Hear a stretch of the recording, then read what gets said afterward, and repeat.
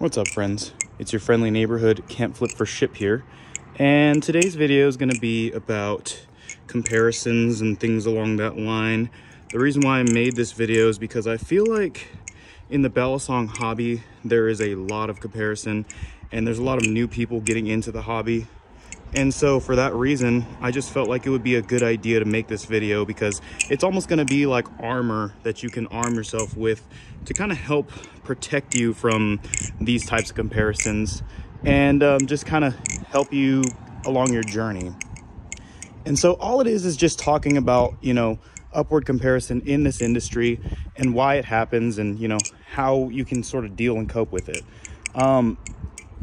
There's so many people nowadays that you can easily hop on Instagram and see people who flip better than you. Try that again. Who flip better than you and who are, doing it better than you, to the point to where you almost feel like there's this sort of like unsaid thing that like you'll never get as good as these people are, or that, your journey is inadequate, you know what I'm saying, compared to theirs. And so it's kind of this weird position to be in where a lot of people who are starting off, it should motivate you, right? The function of comparisons, there's two types, upward and downward comparisons. And, to kind of go on the extreme ends of things, people never compare themselves to, like, let's say, for example, like an elephant or like a professional bodybuilder and think like, man, I'm so small, you know what I'm saying, compared to this guy. And people never compare themselves to an ant and say something along the lines of like, oh, I'm so big. But it's supposed to be that you compare yourself to things that are adjacent to where you are. And the function of that is to kind of say like, hey, I almost almost wrecked myself. The function of that is to basically say like, hey, let's go with something that's close to me so that I can get a gauge of where I'm at. That's what comparisons are supposed to do. Downward comparisons are supposed to be sort of like a coping mechanism by which you can like deal with, maybe feeling, a little lower about where you are on the totem pole. And upward comparisons are sort of supposed to be to give you a gauge of where you're at in any sort of given field. Oh my God, that was terrible. Like, that way, maybe you see somebody who's doing a little better than you on the flipping and you can say, you know what, this motivates me to want to become a better flipper. You know what I'm saying? And that kind of would go along with that line. But when it comes to the modern day, there's so many people to compare yourself to that you kind of get stuck in this place where you're kind of thinking like, man, I'm never going to be good at flipping. And that cycle kind of just exemplifies itself as time goes on. Sorry, I had to cut. But yeah, so what I was trying to say is that the more people you see flipping, the more you start to, if you see like 1,000 flippers that are better than you, it used to be in the modern environment, you'd see a few people that were better than you, right? And that's healthy because it helps you stay motivated.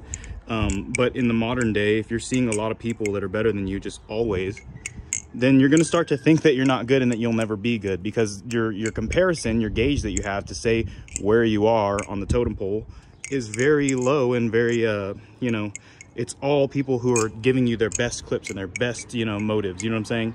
And so this mechanism that was supposed to be used to motivate you is now being used to go against you. And so how can we work against this as flippers? Well, one thing is you need to understand that when you're comparing yourself to others, you have to compare about the things that you actually can gauge and the things that you actually, like for example, you guys can say you can say, oh, Can't Flip for Ship, he flips so much better than me. You know what I'm saying? And really the truth of the matter is, like, let's say I'm the average flipper, then that would mean that, or let's say I'm the median flipper, and that would mean that I'm better than about half of you, right? Not to toot my own horn, but just to say for the example of like, there's always going to be someone better. But all I'm trying to say along that line is that, like, let's say you were comparing yourself to me in the first place, right? Well, that's not necessarily always the best type of comparison, because to gauge where you're at, you have to understand where you're coming from. I've been flipping for who knows how long at this point, you know what I'm saying? Almost a year. And a lot of the people who you're going to compare yourself to have been flipping for even longer. And so you're not comparing all the factors. You're not looking at how often I get a chance to practice, how often you get a chance to practice. And you're just kind of looking at it from a point of like, oh, I'm just gonna look at all these people on Instagram that have been flipping for years, that have all this free time, that, do this or do that. But you don't look at the things that you're better at. Like, for example, a lot of you, and I've seen it because I follow a lot of my people that follow me, a lot of you have progressed a lot faster than I ever did. Like, maybe you're not at the level that I'm at right now, but the level that you're getting to is way higher than I ever was. And so it's kind of interesting to see how like you make that comparison readily without ever thinking about all the other factors, which is like how long you've been in it. Like, you might be better than me by the time it's all said and done. You know what I'm saying? On top of that, look at the stuff that you can do that I can't do. For example, I can't fucking ladder for shit. Whereas you guys, I've seen some of you be able to ladder, and maybe you can't do a thumb giraffe or something. You know what I'm saying? Whoa. So it's just kind of like one of those things where you have to look at all the factors, even the factors of, like, for example, you know, sometimes I look at some flippers that are just absolutely insane, and I think to myself, you know, I got a lot of stuff on my plate. I got to go to school. I work full time. You know what I'm saying? It's just, there's a lot of things that I don't consider that actually end up being pretty big factors. Wow. And so when you're looking at the big picture, you got to look at it from all points of view, not just from, oh my God, not just from one small lens, which is like, I'm sorry that my flipping's gotten so bad, but not just from one small lens, which is like, yeah, this person flips objectively better than me, or, you know, I feel like I'll never get to this level. You have to understand why your body is comparing things. Why did you choose to compare yourself to somebody? Are you in the same league? Are you guys in the same comparative league? You know what I'm saying? It's like, if you chose to compare yourself to me, maybe that was a bad choice. Maybe it was a good choice. But you have to understand that subconsciously, your brain's trying to gauge where you are in the hobby. Your brain's trying to gauge how good you are compared to others. And an upward comparison is supposed to be a healthy thing, because it's supposed to bring you closer to understanding how good you can get at something and inspire you to push even harder and to become even better at what you're doing. So if it's not doing that for you, you have to stop and think to yourself, like, why is that? You know what I'm saying? Why is it that, you know, something that's supposed to be beneficial for me is causing me anguish? And if you're constantly making downward comparisons, looking at a newbie who's done a basic fan 1,000 times and thinking, wow, I'm so good at flipping, you also have to stop and think why you're choosing to compare that, because a lot of the times that can be a coping mechanism. So just understanding psychologically a lot of the times why you compare and who you're comparing to is really important for understanding where you're at in the hobby, because I see a lot of people make judgments about where they are that just don't make any sort of sense. You know what I'm saying? If you've been doing this for any straight set amount of time, you know, then you know that you've seen a lot of people who have egos about not being very good, and you've also seen people who, you know, say that they're not very good and they're great. So it's just kind of one of those things that you have to be cognizant of. I cut again. I'm the king of cutting whenever the timing is the worst. But so you might be thinking to yourself, like, okay, Cam Flippership, like, cool story, bro, but let's get realistic for a second. Like, how do I fix this problem? Like, what's the solution? And you want me to tell you, you know, what I think you should do. And I'll tell you what I think you should do. I think that you should assess where you are, because it's important and it helps you formulate your identity as a flipper. But that being said, I don't think it's something that you should do on a regular basis.